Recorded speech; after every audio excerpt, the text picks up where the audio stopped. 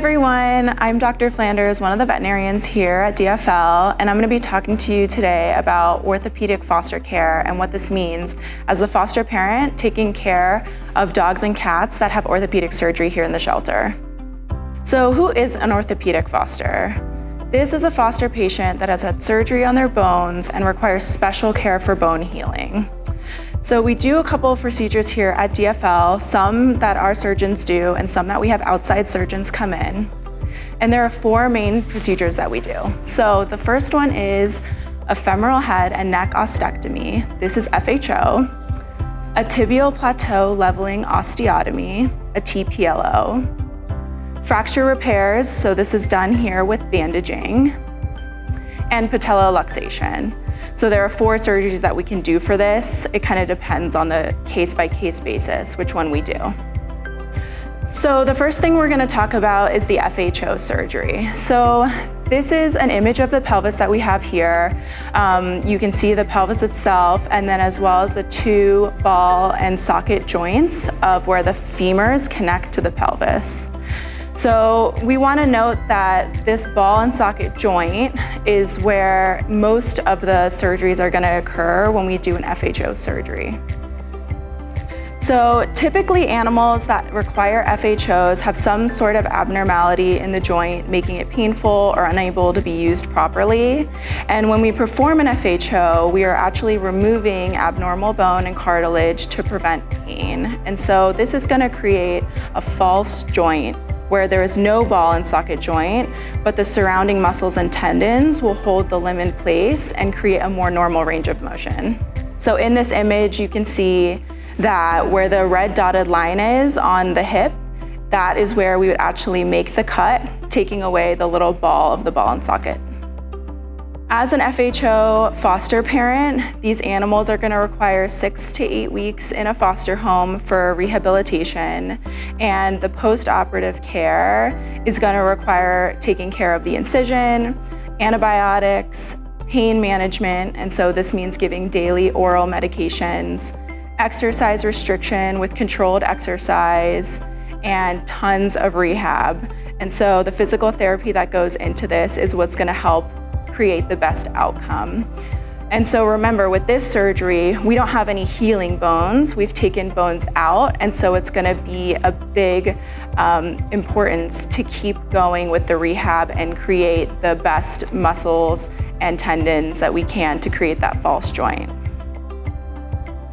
I'm going to say this a lot of times throughout this. Please let the foster team know if you are unable to perform the rehabilitation exercises. It's so important that these are going to plan and that we can have the best outcome for the surgery. So when should you be concerned?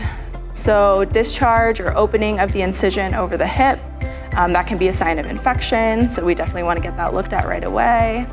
Using the leg less instead of more. This could be a sign that the surgery isn't going as planned and we might need to do some more intensive rehabilitation, or just stop where we're at instead of progressing with the rehabilitation and go back to something more simpler. Muscle mass seems to be getting smaller over time, so when you compare the leg to what it seemed before, when you compare the leg to the other leg, does it seem to be getting smaller or does it seem to be gaining mass, which is what we want to see. The animal is resistant or refuses to allow the rehabilitation exercises. So this could be a sign of pain, but this could also be a sign that something isn't quite going well. We need to readdress, whether it's adding more pain medications or going back in the rehabilitation process. The next surgery that we're going to talk about is the TPLO surgeries. And so these are the surgeries that we do to address ACL tears in dogs. And so what we call the ACL in dogs is the cranial cruciate ligament. And so it's exactly the same as the ACL in people. And this ligament can tear just like it does in people. So on this diagram, you can see the little ligament in red that's keeping the knee together in a normal position and what helps with normal walking. So what is a TPLO? The TPLO is basically a surgery that creates a different angle of the knee joint to create a more stable joint when walking. The shin bone is cut just below the knee and realigned to stabilize the knee in place of the ligament. So we're not going in and creating a new ligament or replacing the one that's there, but we're changing the angle of the bone so that when the dog walks, the knee doesn't slide in an abnormal way. So you can see the angle here in this diagram of the red line is showing the angle of the joint before and after the surgery. And you can see the bright white image on the x-ray that's the metal plate that we use in those surgeries. So here we see two more examples of how the TPLO surgery changes the angle of the knee joint to provide stabilization where we don't have that ligament to do so. So TPLO at-home care involves 8 to 12 weeks of rehabilitation in a foster home, and this is because we have bones that are healing. So we've made a fracture in that bone to adjust the joint angle, and now we have to have that bone heal. And so just like in the FHO, we want to make sure we're looking at incision sites, no signs of infection or pain, giving antibiotics and pain management in the form of daily oral medications, strict cage rest followed by exercise restriction, and gradually increasing controlled exercises. And this is going to require similar but slightly different rehabilitation exercises. And so again, please let the foster team know if you're unable to perform these exercises in any way. When should you be concerned with TPLO care? If you have sudden onset of limping or holding the leg up, this could be a sign that something has gone wrong. Maybe the plate has broken in place, or the exercises aren't going as well. We're having trouble with rehab. If there's discharge or thickening of the incision or the knee itself, opening of the incision, and this incision is located on the inside of the knee. Bone fractures. Many of the dogs and cats that we get that require orthopedic foster care have some sort of fracture that they came into the shelter with that needs time to heal. And so there's lots of different kind of fractures, and there's different ways to fix them. Some of them we can manage here in the shelter, and some of them we can't, but the ones that we do manage in the shelter do require foster homes. With adults, it typically takes 8 to 12 weeks for that fracture to heal to a point that we can put that animal up for adoption. And with puppies and kittens, it takes a lot less, usually 4 to 8 weeks. And the bone will heal to 100% of its previous integrity. Here in the shelter with fracture repair with bandaging, we have to be very careful about the cases that we select so that we can ensure their success. So we have very specific cases. We like them to be young, large breed dogs. We must be able to immobilize the joint above and below so that that fracture doesn't move while we're expecting healing. Fractures that are already stable or healing are good candidates to move forward with. And fractures that are difficult to stabilize with other methods. Common complications of bandaging can include bandage sores, muscle loss, impacting nearby ligaments and tendons, skin irritation, infection, and poor fracture healing. So with bandaging, it is our only option for fixing a lot of fractures here in the shelter, and it can have a lot of complications, which is why we need to make sure that we're staying on top of monitoring and making sure we're progressing as we expect. So at-home care for bandaging includes pain management, daily oral medications, strict cage rest, weekly checks. So we want to make sure that we're seeing the animals in every week to make sure that the bandages are looking clean and dry and that we're not having to replace them. With splints, we'll replace them under anesthesia every 1 to 2 weeks, kind of depending on how the bandage is looking.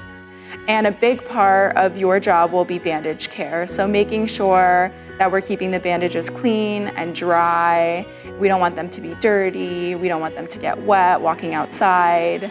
And if any of this occurs, we want to make sure that the foster team is alerted immediately because we might need to change the bandage before the dirt or wetness reaches the inside of it. There are lots of ways that we can help you keep the bandage clean and dry. There's booties that we can send home, little coverings that we can make sure that we put on before the dogs go outside, different types of litter for cats, things like that. So we can definitely send you with a lot of options to help you keep that bandage clean and dry. And then monitoring for complications. So if you're seeing anything that looks abnormal, just please let us know. It's better safe than sorry. We'd rather look at a bandage that looks great than see one that doesn't look so great because we didn't notice it. Common complications that we can see with bandages are sudden onset of limping or holding the leg up, a damp bandage, oozing from the bandage, slipping or wrinkling of the bandage, a strange smell, or any rips or tears. And so these will be signs that we need to alert the foster care staff. With a bandage, any wetness or dirt, irritation, slipping, anything like that can make a bandage go bad quickly, and so can result in increased pressure sores or dermatitis underneath the bandage. So if you're seeing anything like that, please alert the foster staff and we can have them come in and take a look.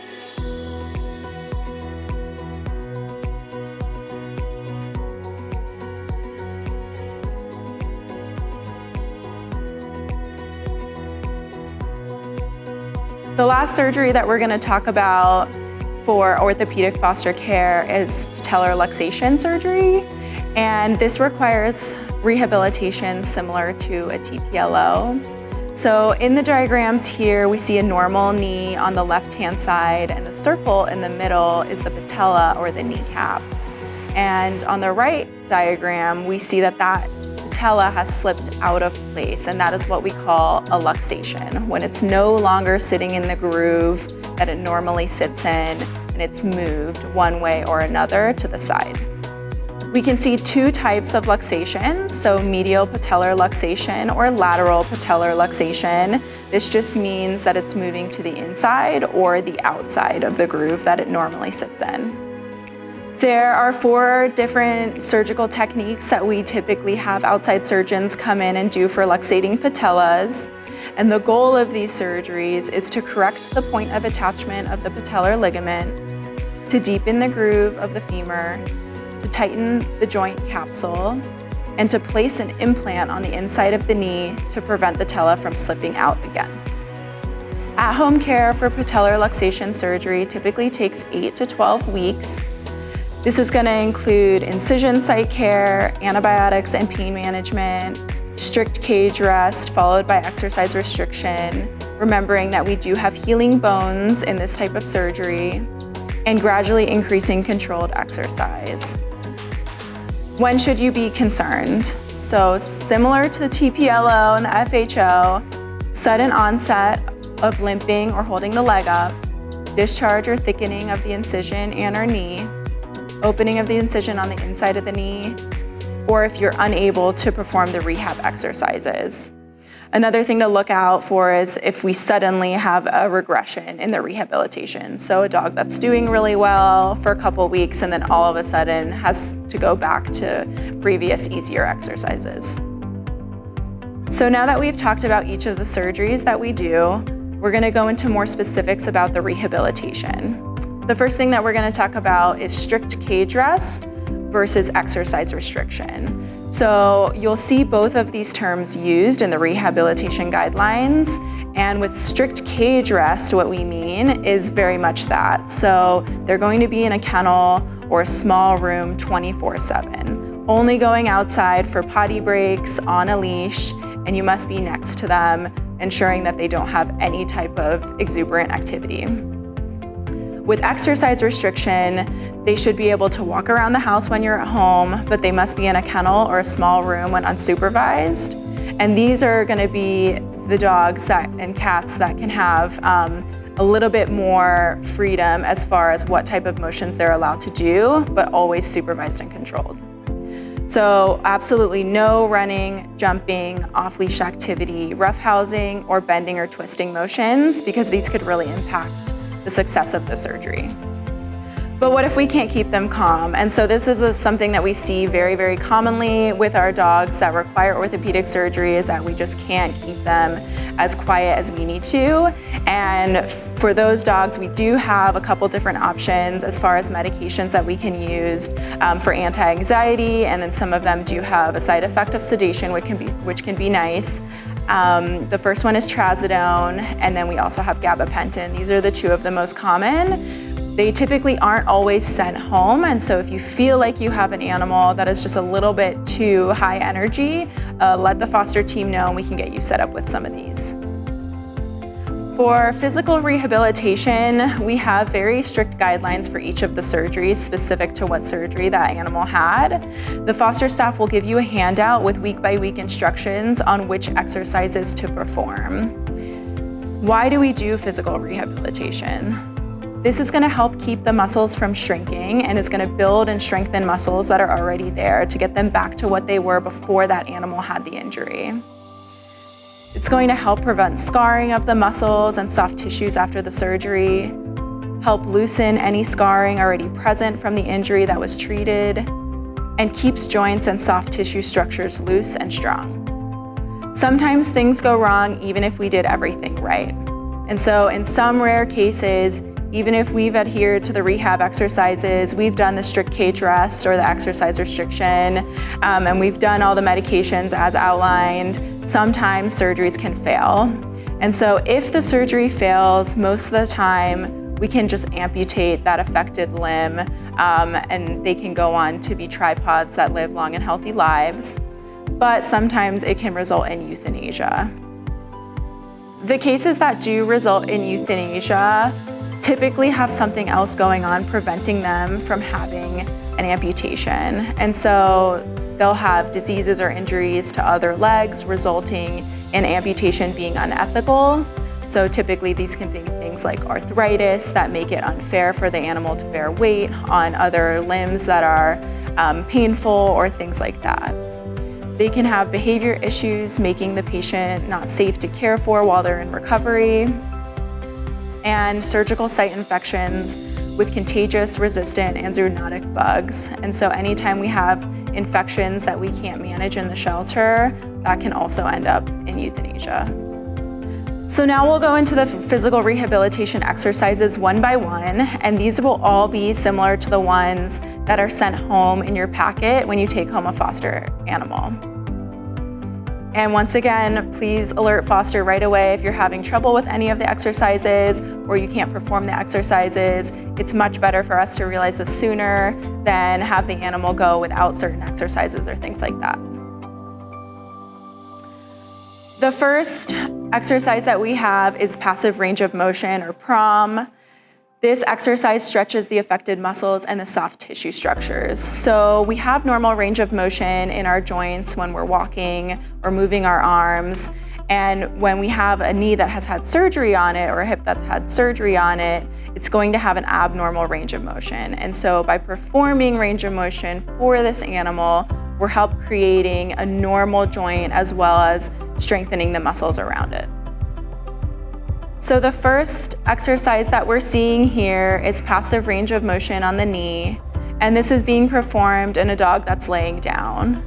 And so you can perform this exercise on animals that are laying down on their side or standing. It's totally going to be dependent on the animal and what they prefer. So you're going to have the patient lay on their side. You're going to grip the front of the thigh with one hand and hold the foot with the other, and push the foot upward towards the knee to cause flexion, which is bending of the knee. Once you're there, hold for 5 to 10 seconds and slowly pull away. And that's gonna count as one repetition. We can see it here, the passive range of motion of the knee, and it's being done standing.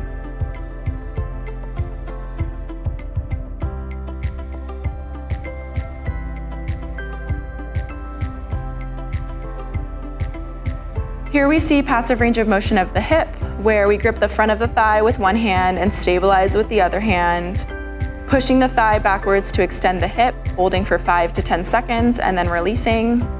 And with your hand over the top of the hip, you can move the other hand just below the knee, flexing the knee and pushing the thigh forward and upwards to flex the hip and holding for 10 seconds and releasing. So we're focusing on the hip joint here, not the knee joint, and so making sure that we're moving that joint all the way out and back in. And here we can see the same exercise that's done in a dog that's laying on her side, but it really just depends on the dog and what they're going to prefer.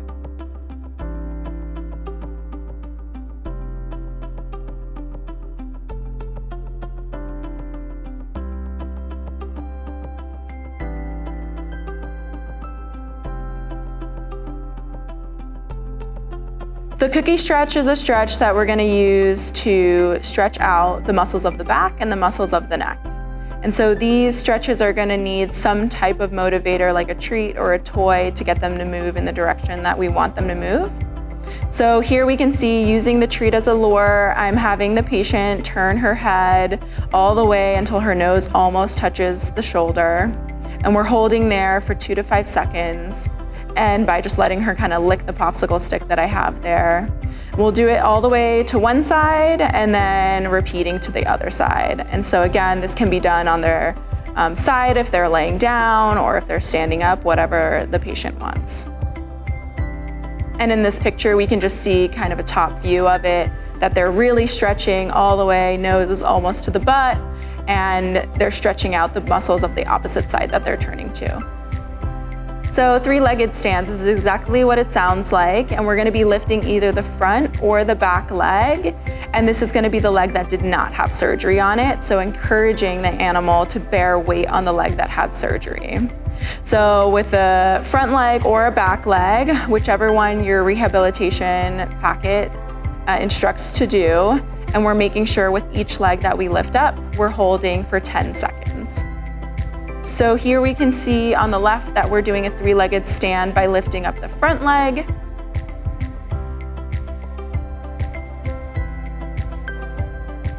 And on the right, we can see that we're doing it by lifting up the back leg. So this is one of the exercises that we'll use for our cats that have had orthopedic surgery as well. And so you can see lifting up the back leg on this cat to encourage weight bearing on all 3 other legs.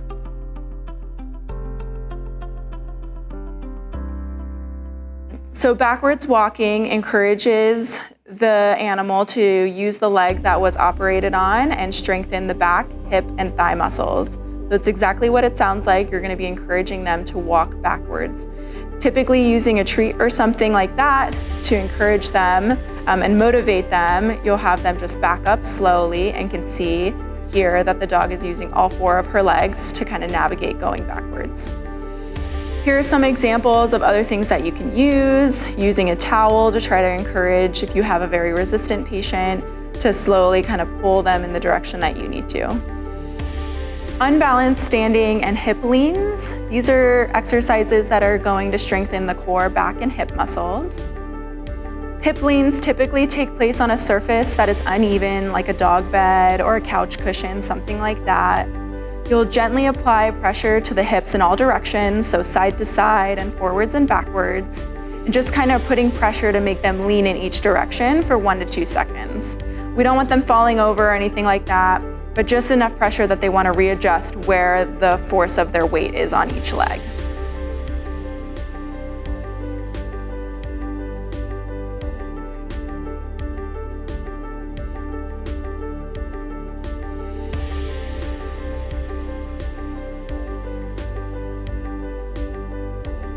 And this is an example of a hip lean in a cat. So pushing side to side and then forwards and backwards.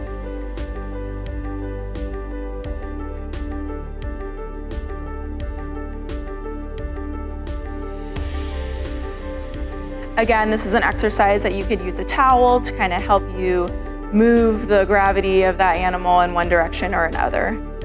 Having the animal go from a sitting position to a standing position is one of the exercises that we use. It's going to stretch and strengthen the muscles in the hind legs. So we're going to have the patient start in a sitting position using a treat to encourage them. And then we'll kind of back up and have them stand up. And then we'll go back into a sit. And so most dogs, this can be pretty easy for them to get the hang of. And with cats, most food-motivated cats do a good job as well. Here's an example on a cat. So I just have a little treat on a stick that is encouraging him as I lift it up to sit down. And then I move forward and do it again.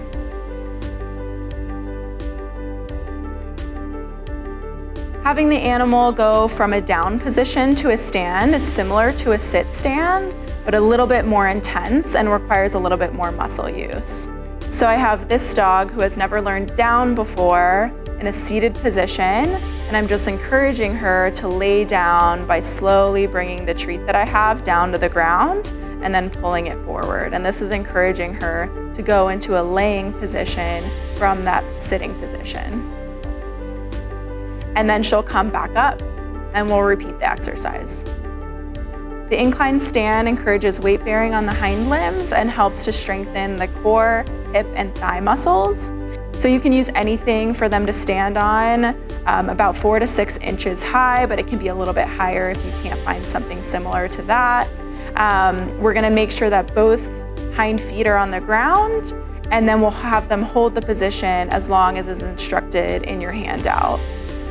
So here we're using a step ladder, and we're just having her stand up, both front feet on the first step, and this is encouraging her to bear weight on her hind limbs. Here are 2 more examples of a dog doing the incline stand on a stack of paper as well as a stair. The last exercise that you'll see in your rehabilitation packets is a controlled jump, and this is for the cats. And so you want to have them jump up onto a surface that's close to the ground, not super tall, and then jump down. And so this is going to both encourage the hind limbs and the forelimbs to bear weight and function like they normally would. And remember, when in doubt, call the foster team if you need any supplies or refills on medications, if you're having questions or concerns, if you're having trouble administering any of the medications or the treatments, if you're having trouble performing any of the exercises, or if you see any of the concerns, it's better safe than sorry. Just give us a call or an email and we can see the animal in and just make sure everything's on track. The foster office can be contacted at foster@ddl.org if you have any concerns.